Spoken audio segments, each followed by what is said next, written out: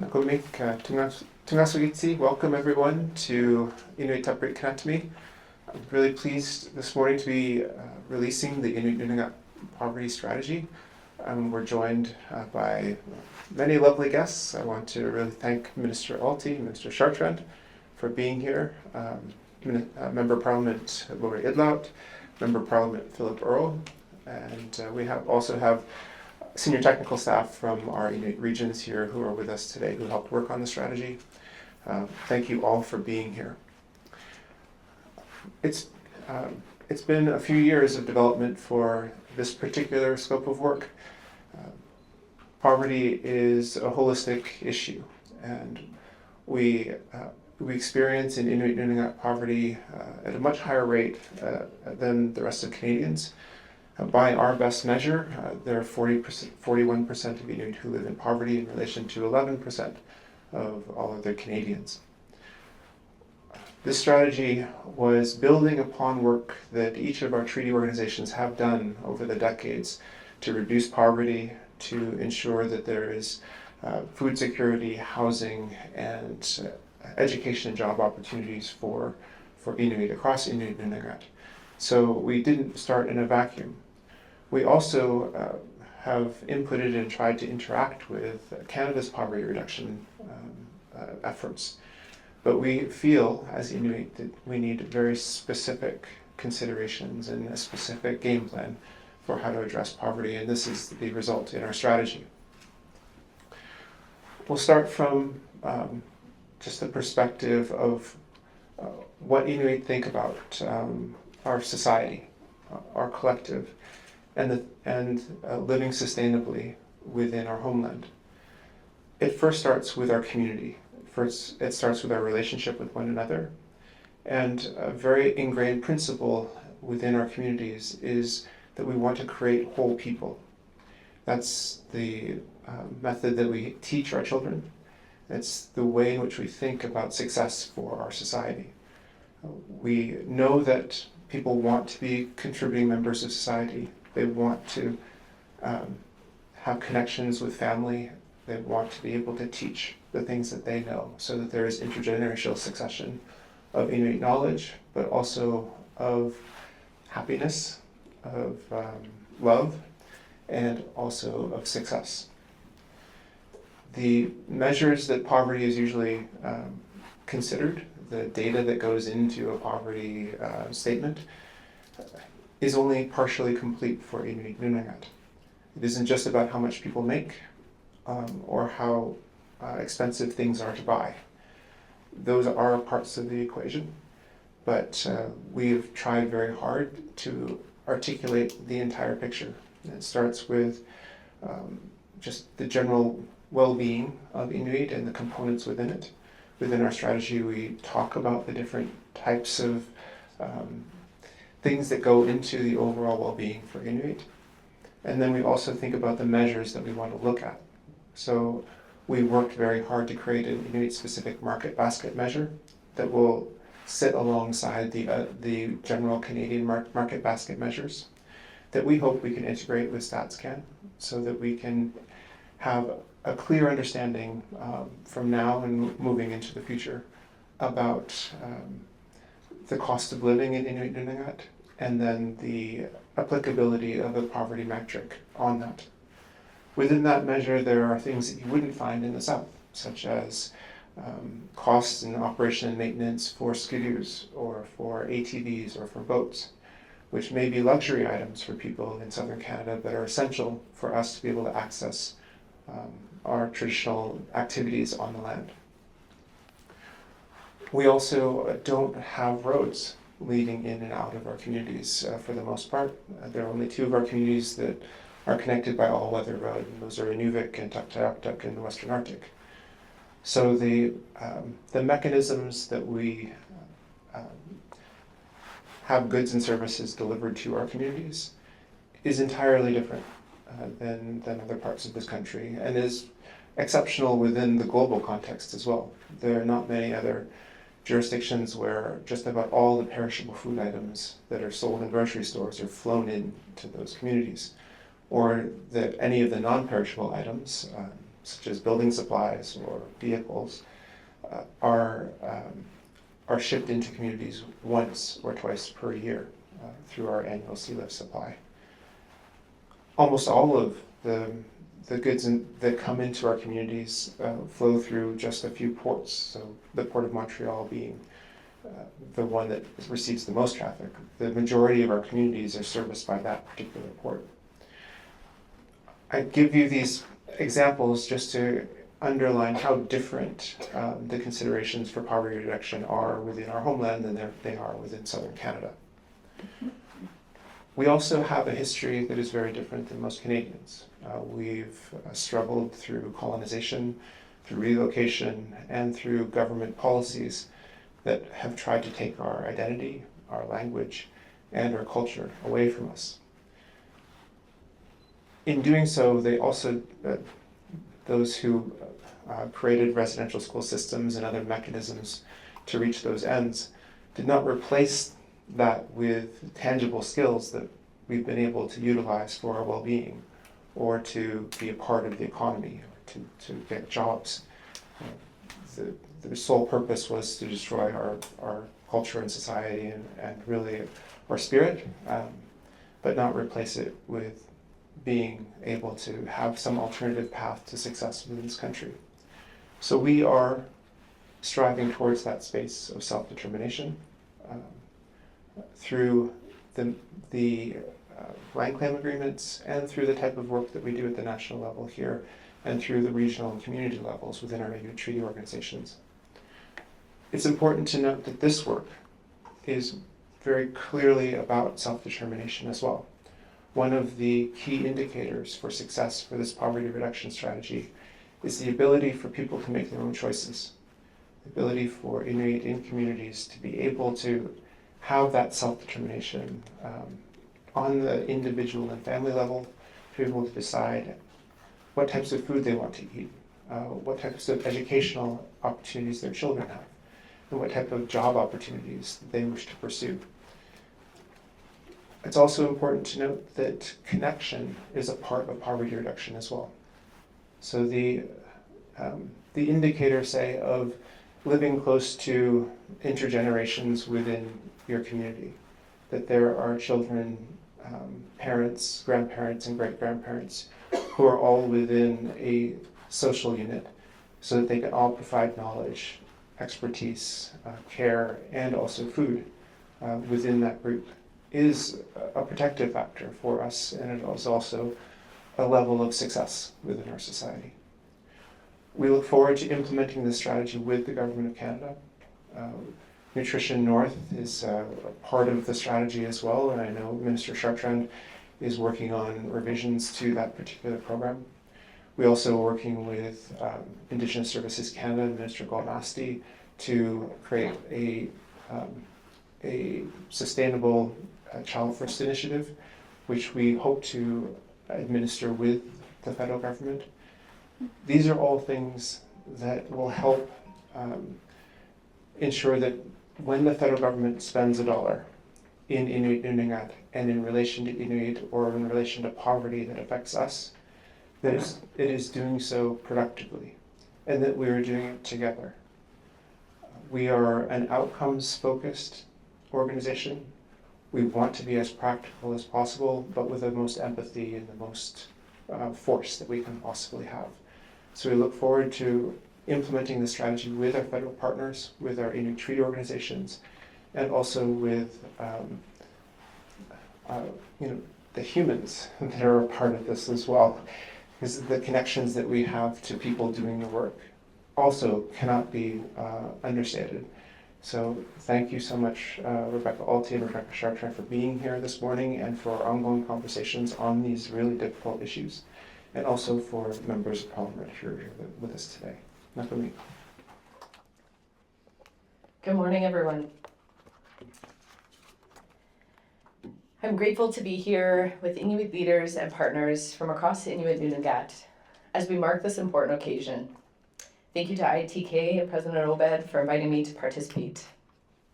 Today marks an important milestone with the release of the Inuit Nunangat Poverty Reduction Strategy. I want to acknowledge the tremendous work that has gone into developing this strategy and all the staff and teams here in the room. It reflects the knowledge, experience, and leadership of Inuit from across Inuit Nunangat. And it speaks directly to issues that communities have been raising for many years. At its heart, the strategy is about people. It's about ensuring that children have the supports they need to succeed, that families can access affordable food and safe housing, and that communities have opportunities to grow and prosper on their own terms. The strategy also serves as an important reminder of the realities many Inuit continue to face. Too many families are dealing with a high cost of living, overcrowded housing, food insecurity, and barriers to economic opportunity, which right here demonstrates. These challenges are complex and they're deeply felt in communities across Inuit Nunangat. These are concerns that we hear directly from Inuit partners, and they're concerns our government takes very seriously. While there's no one single solution to these complex issues, our government remains steadfast in our commitment to working alongside partners in developing solutions that meet the needs of communities.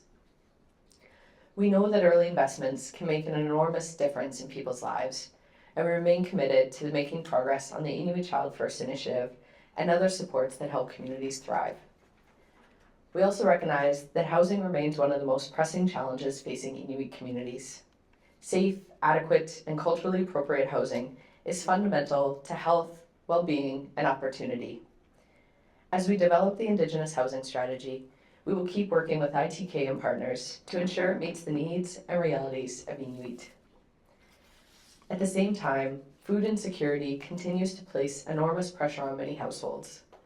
That's why we've expanded support for food security initiatives, including investments in community-led food programs, harvesting activities, and local solutions that help improve access to nutritious and culturally relevant food. Just this past week, we also delivered the groceries and essential benefits. These measures are meant to act as a bridge as we do longer-term work of building up infrastructure and communities in order to bring down costs.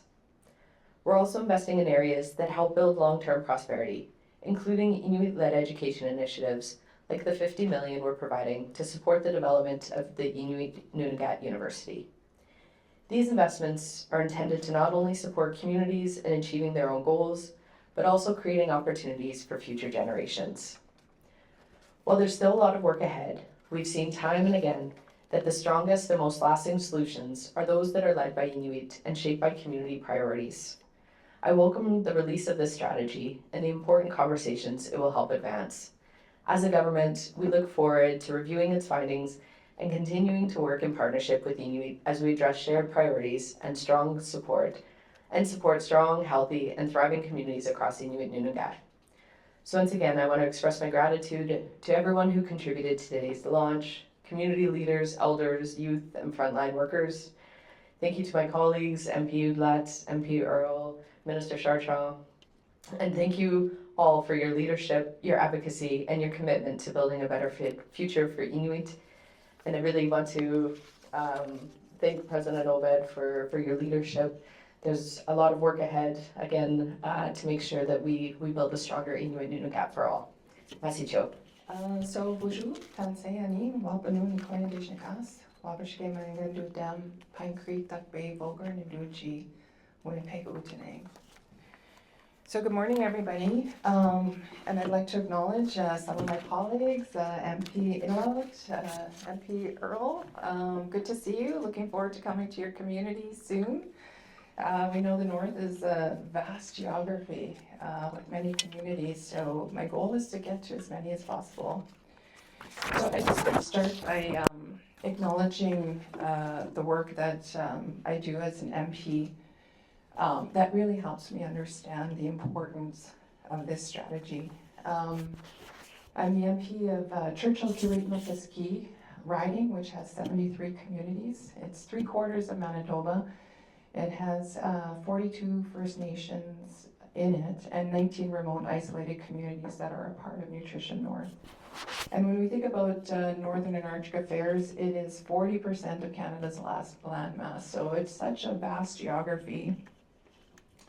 When we think about the importance of this strategy, one of the things that that I oversee as the Minister of Northern Arctic Affairs is Nutrition North, and there are 50 communities in Inuit Nunangat that we're supporting out of the 124.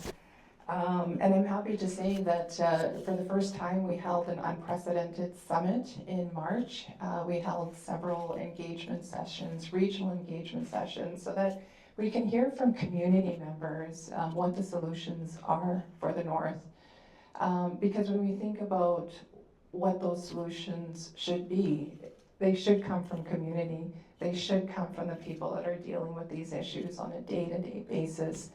And so those engagement sessions were really important in terms of understanding what we should be doing to get behind those initiatives. So I'm really excited about the strategy here because when you think about our country, one of the things that I think needs to be stated over and over, and what we need to understand, is that some of the poorest people in our country are paying the most for food, okay? Like, we really have to let that sink in as Canadians. The poorest people in our country are paying the highest amount for food. And that's why this strategy is important, because we need to change that. And as the Minister of Northern and Arctic Affairs, I also recognize that Nutrition North as a food subsidy alone is not going to solve the problems that we're dealing with, because there is a constellation of issues that must be addressed. And that's why I think, again, this strategy here is so important, because it's looking at things holistically, and that's what we need to do. So I commend, President Obed and everybody that has been working on this strategy. Very excited about it, and looking forward to supporting it in any way that we can. So when we met with the through our regional engagements, we know that some things are working, right? Like the Harvesters Support Grant, the Community Food Program. These are really exciting initiatives that are working, and these are the initiatives that we need to keep building on, because they support self-determination, they support maintaining culture and traditions, passing on knowledge from one generation to the next, and actually getting people out on the land, because affordability is such an issue. So if we're able to fund harvesting initiatives in the program, that is a fantastic solution. So we want to keep building on what is working. And so another example is the Northern Isolated Community Initiative Fund, which supports community-led projects. These benefit local Indigenous food production systems, and it also has an emphasis on innovative and practical solutions that leverage local knowledge and resources to increase food security across the North. Sorry, I was trying to stick to my notes here. But when we think about addressing poverty in the North, that's why through Nutrition North we're trying to take like a whole of government approach. Like, we're working with other ministers to say, how can we work together to ensure that we're supporting the North? So conversations with Minister MacDonald in agriculture, like what can we do to help grow food? We also heard at the Nutrition North Summit how important, or people wanted us to consider the food mail-in program again. Can we get that running? So we're really looking across government to see how we can work together to create better food systems, broaden affordability to address the challenges that exist across the North. And this includes housing. Housing remains central to affordability.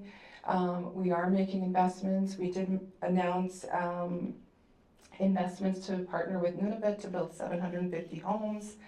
We're also supporting modular housing. So a $2.7 million investment was announced. So this will allow for the build of up to 40 homes per year.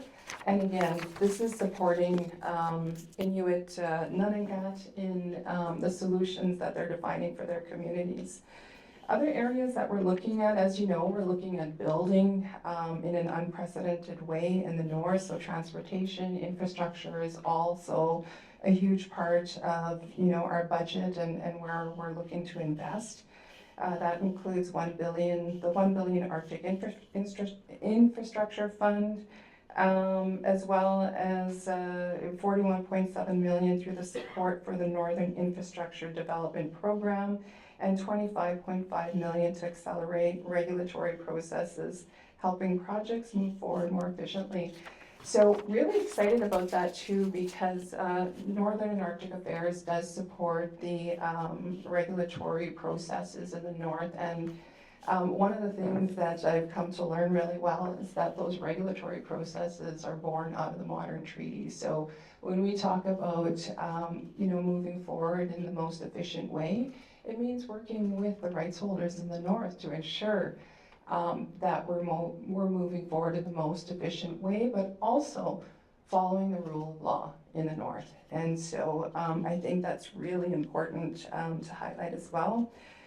Through CanNor is also under Northern and Arctic Affairs. So, we're working to see how we can enhance supports in the north. A number of, initiatives through the Northern Reach project, for example.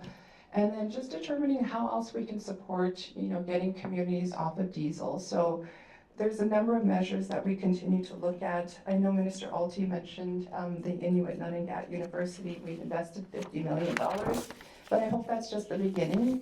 I think some of the conversations that we're also looking at is how do we further support that? How do we look at investments from other ministries that could continue to support and grow this important vision in the north.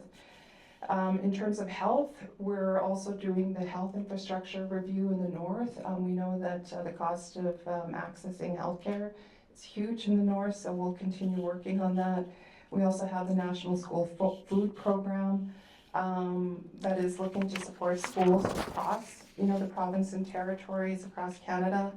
But for the most part, again, I think it's really important that we get behind the solutions that are defined by the North and by its leadership. And again, I commend all of you that are working together to implement this strategy, and I look forward to supporting that. Thank you.